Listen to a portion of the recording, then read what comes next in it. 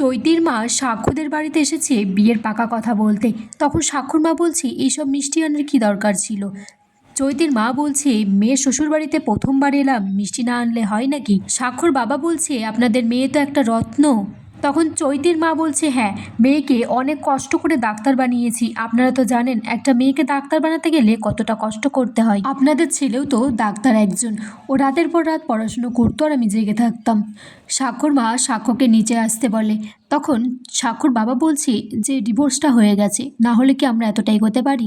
সাক্ষ্য নিচে এলে ওর মা বলে যে পায়ে হাত দিয়ে চৈতির মা বাবাকে প্রণাম করতে। সাক্ষ্য বলছে যে সরি, আমি পায়ে হাত দিয়ে প্রণাম করাটা ঠিক বিশ্বাস করি না। চৈতির মা বলছে হ্যাঁ, এখনকার দিনের ছেলেমেয়েরা এগুলো তো বিশ্বাস করে না। তারপর ঠিক করা হয় সাক্ষ্য আর চৈতির আশীর্বাদটা একই বাড়িতে সেরে ফেলা হবে। সাক্ষ্য আর চৈতি বলছে আমাদের কোনো অসুবিধা নেই, গুরুজনরা সবাই এখানে আছে, ওনারা যা ঠিক করবেন সেটাই হবে। চৈতির মা তখন বলছে আমার মেয়ে খুবই বাধ্য, এখনকার দিনে এরকম মেয়ে পাওয়া যায় না। ও পড়াশুনো করে ডক্টর হয়েছে, কিন্তু ওর মধ্যে একটু অহংকারও নেই। সাক্ষ্য বলছে আপনারা নিশ্চিন্তে থাকতে পারেন, ঝিল যদি কিছু করারই হতো ও আমাকে ছেড়ে যেত না। এদিকে সাক্ষ্য বাড়িতে বলে যে আমার বিয়ের আর আশীর্বাদের অনুষ্ঠানে যেন ঝিলের মাই এসে রান্নাবান্না করে, ওদের কাজটা ওকে ফিরিয়ে দেওয়া হোক।